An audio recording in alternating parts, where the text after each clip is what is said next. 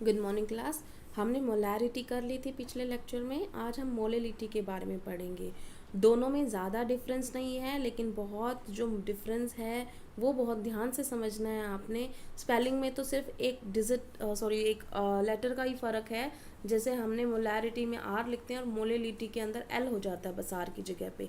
लेकिन अगर उस हिसाब से बात करेंगे तो फिर तो कोई डिफरेंस नहीं है, एक ही अक्षर का है। लेकिन जब उसका हम न्यूमेरिकल करेंगे तो बहुत डिफरेंस आएगा। तो क्या है, सबसे पहले डेफिनेशन पे आते हैं हम। डेफिनेशन क्या है?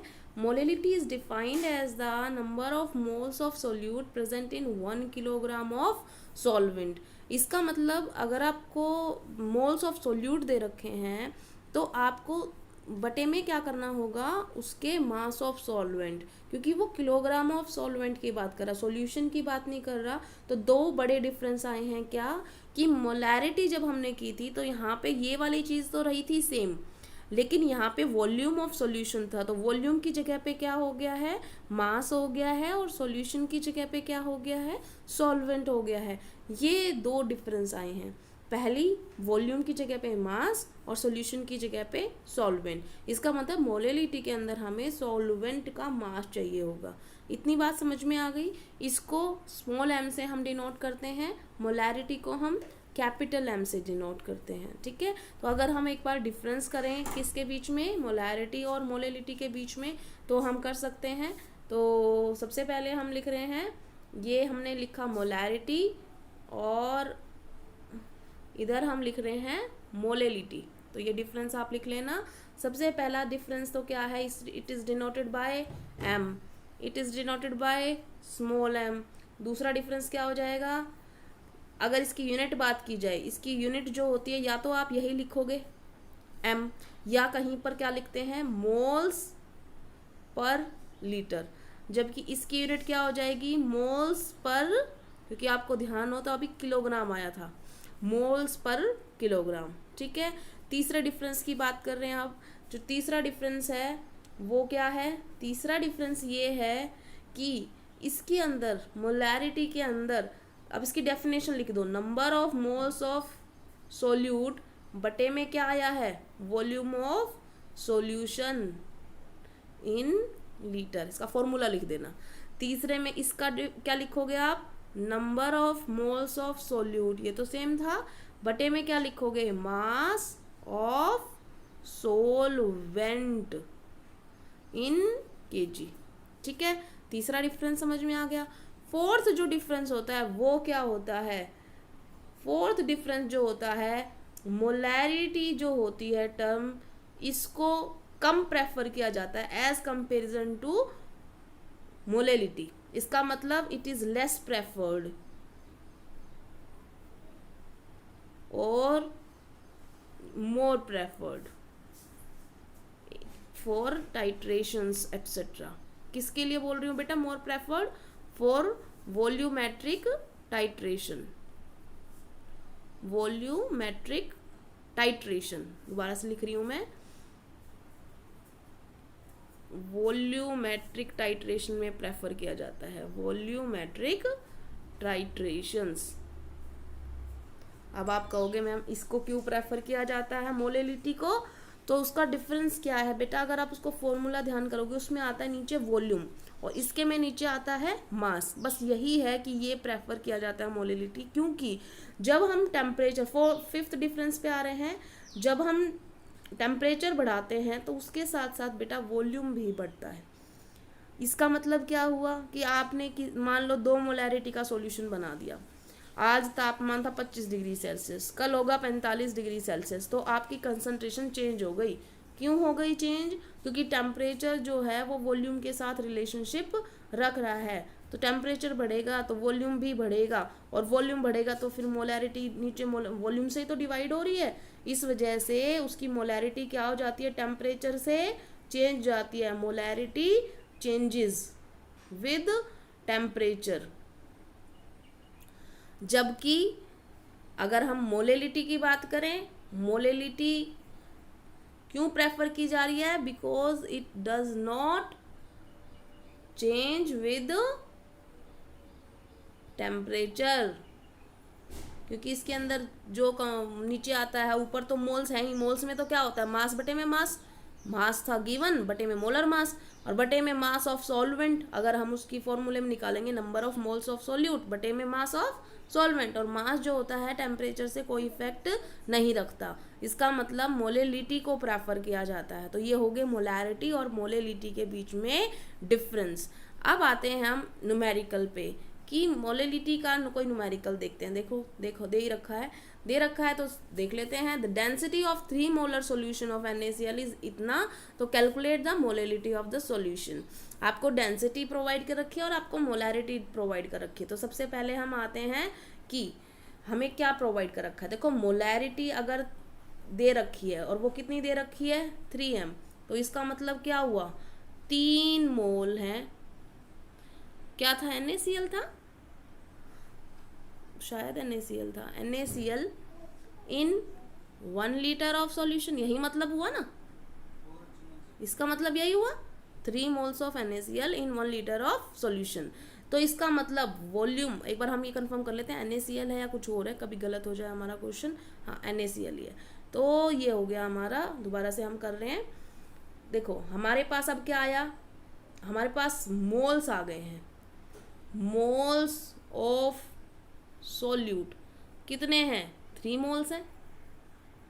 तो हम और मेहनत क्यों करें, इसको ग्राम वगैरह में चेंज करने की जरूरत ही नहीं है, 3 मोल्स हैं तो हमें मोल्स तो चाहिए ही, number of moles of solute.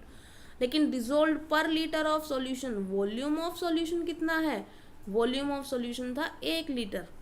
इसको अगर हम, क्योंकि हमने ज़्यादातर ग्राम में लेते हैं, तो हम इसको किस में चेंज कर रहे हैं, मिलीलीटर में। 1000 मिलीलीटर हो गया। अब हम क्या करेंगे, अब हमें क्या प्रोवाइड कर रखी है, डेंसिटी। डेंसिटी कितनी दे रखी है 1.25 ग्राम पर सीसी, सीसी मतलब सेंटीमीटर क्यूबिक, ml के बराबर ही होती है, तो आप ml भी लिख सकते हो, कोई दिक्कत नहीं। मिलीलीटर भी लिख सकते हो, ग्राम पर मिलीलीटर, या ग्राम पर सीसी भी लिख सकते हो, एक ही मतलब, इसीलिए हमने इसको 1 लीटर से 1000 मिलीलीटर किया। तो अब अगर आपको पता हो डेंसिटी का फॉर्मूला क्या होता है, डेंसिटी का फॉर्मूला होता है मास बटे में वॉल्यूम। हमें एक्चुअल में क्या चाहिए, हमें तो चाहिए मास ऑफ सॉल्वेंट, अगर आपको ध्यान हो तो मास ऑफ सॉल्वेंट चाहिए। तो हम यहाँ पे निकालेंगे मास ऑफ सॉल्यूशन, क्या हो जाएगा पहले, mass of solution is equal to volume into density. तो इन दोनों को मल्टीप्लाई कर दो, 1000 इंटू में 1.25, 1250 आ गया, 1250, ये क्या आ गया, ये आ गया ग्राम। क्या है ये है सॉल्यूशन। इतनी बात समझ में आ गई। और हमें क्या निकालना है, मास ऑफ, हमें निकालना है मास ऑफ सॉल्वेंट। और सॉल्वेंट का मास निकालने के लिए हमें क्या करना पड़ेगा, मास ऑफ सॉल्यूशन में से किसको घटा दूं, मास ऑफ सोल्यूट। देखा, अब वो निकालना पड़ेगा हमें मास, क्योंकि हमें मोल्स, हमने तो रख लिया था, अपने मोल्स की ज़रूरत है ही, बस वो ऐसे लिख लिया, लेकिन यहाँ पर हमें मास की ज़रूरत पड़ेगी। और मास ऑफ सोल्यूट कितना बताया था, 3 मोल्स है ना। और NaCl का निकालोगे तो अब NaCl क्या होता है 23 और क्लोरीन 35.5, तो ये आ गया 58.5। 58.5 को इंटू में 3 कर दो, ये इसका क्या है, मास ऑफ सोल्यूट। ठीक है, देखो कर रखा होगा, हमें कैलकुलेशन करने की ज़रूरत नहीं है। देखो ये निकल गया हमारा 175.5, हमें कैलकुलेशन देख ली थी। तो हमारा mass of water in solution, क्योंकि एक्वस सॉल्यूशन बोला था, तो इसका मतलब यही है। तो अब 1250 में से हमने कितना घटा दिया, 175.15, ये 1250 था, इसमें से ये घटा दिया, ये सॉल्यूशन था, ये सॉल्यूट था, तो हमारा किसका आ गया, सॉल्वेंट का आ गया। तो ये हो गया हमारा मास। तो नंबर ऑफ मोल्स आपको पता है, ये आपने निकाल लिया, इनटू में 1000 कर देना, क्योंकि ग्राम है। देखो क्वेश्चन का आंसर यही आएगा। 3 मोल आपका दे रखा है, ये आपने निकाल लिया, 3 मोल पता ही था, ये आपने रख दिया, यहाँ पर पुट कर दिया इन्होंने। देखो इसको किलोग्राम में लिखा है बेटा, नहीं तो आप क्या करोगे, इसको अगर आप एज इट इज़ लिखते हैं तो ऊपर 1000 इंटू कर देना, अगर आपने इसे किलोग्राम में कन्वर्ट ना किया हो तो। समझ में आ गया क्वेश्चन, सिंपल था बस। अब देखो इसने ये भी लिख रखा है, नोट दैट, बहुत इंपॉर्टेंट सवाल है ये, molality of A solution does not change with temperature since mass remains unaffected with the temperature. तो हमेशा मोलिलिटी को इसलिए प्रेफर किया जाता है, ये आ गया बेटा। लैब के अंदर मोस्टली जो होते हैं सॉल्यूशन, कोई एक सॉल्यूशन होता है, हम डिफरेंट डिफरेंट कंसंट्रेशन के फिर उससे बनाते हैं, किसी में पानी डाल के, जैसे अभी बता रहे थे, कल भी बताया था ना कि इतना मोलर था तो इसमें 0.2 वाला मोलर बनाना है तो इतना पानी डाल दो। तो वो जो था वो एक्चुअल में लैब में ऐसे ही किया जाता है। तो जो हायर कंसंट्रेशन का सॉल्यूशन होता है उसको हम बोलते हैं स्टोक सॉल्यूशन। क्या बोलते हैं? Stock solution. वो सॉल्यूशन जो हाई कंसंट्रेशन का होता है और जिसकी मदद से हम डाइल्यूट कर करके दूसरी कंसंट्रेशन वाले बनाते हैं सॉल्यूशन। ठीक है, ये हो गया हमारा मोलेलिटी। हम कोई एक क्वेश्चन और कर लेते हैं। अगर जैसे फॉर एग्जांपल हमने एक क्वेश्चन किया 10% m/m एक्वस NaOH सॉल्यूशन की मोलेलिटी निकालो। ठीक है, मान लो ये क्वेश्चन आ गया आपका। अब मोलेलिटी निकालोगे तो इसको आप पहले लिखो। क्या मतलब है 10% m/m का? कि 10 ग्राम NaOH इन 100 ग्राम सॉल्यूशन। ये बात समझ में आ गई? तो अब हम करेंगे कि मोलेलिटी निकालने के लिए हमें क्या चाहिए? Number of moles of solute बटे में mass of solvent in KG. ठीक है, तो number of moles of NaOH कैसे निकालोगे आप? 10 ग्राम NaOH है ही, तो 10 इसका मोलर मास इसका होता है 40, 10/40 तो मोल्स आ गए, बटे में मास ऑफ सोलवेंट। अब ये देखो, ये 100 ग्राम क्या है? सॉल्यूशन। 10 ग्राम उसमें NaOH है, तो पानी कितना हो गया? 100 माइनस 10 90, तो ये आ गया 90 ग्राम। उसको किलोग्राम में कन्वर्ट करने के लिए कर देंगे 1000। बाकी की कैलकुलेशन तो आप कर ही सकते हो, समझदार बच्चे हो। तो बाकी की कैलकुलेशन करके लास्ट में उसकी यूनिट के साथ लिख देना। स्मॉल m इसकी यूनिट होगी, या अगर आपको स्मॉल m अच्छी नहीं लग रही तो आप मोल्स पर kg लिख सकते हो। ठीक है, इतना क्वेश्चन समझ में आ गया। हालांकि बेटा यहाँ पर आपको दिया नहीं हुआ, बट एक टर्म और है जो मैं आपको बता रही हूँ, नॉर्मैलिटी। ठीक है, तो नॉर्मैलिटी क्या होती है?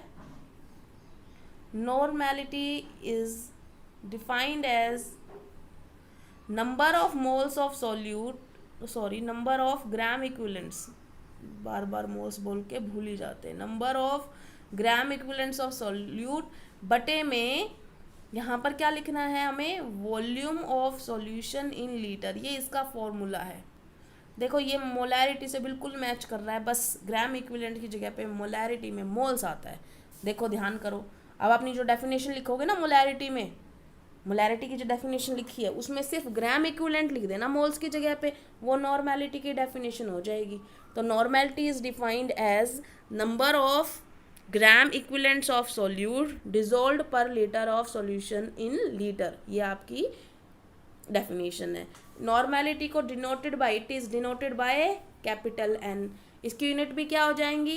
Capital N। या अगर किसी को नहीं पसंद है तो हमें तो वही लिखना है जो एक्चुअल में है, तो आप इसकी जगह पे क्या इस्तेमाल कर सकते हो?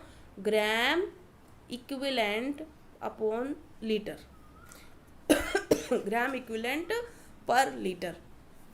ठीक है, अब ये ग्राम इक्विवेलेंट क्या है वो हम अभी डिस्कस करेंगे कि ग्राम इक्विवेलेंट क्या है। नंबर ऑफ किसी ग्राम इक्विवेलेंट निकालने के लिए हम क्या करते हैं? देखो मोल्स कैसे निकालते थे, अगर आपको याद हो तो मोल्स निकालते थे बेटा, जो मास दे रखा होता था बटे में क्या करते थे? Molar mass. यहाँ पर क्या है? ग्राम इक्विवेलेंट, इसी से याद रख लो इक्विवेलेंट। तो यहाँ पे मोलर मास नहीं आएगा, यहाँ पे इक्विवेलेंट मास आएगा।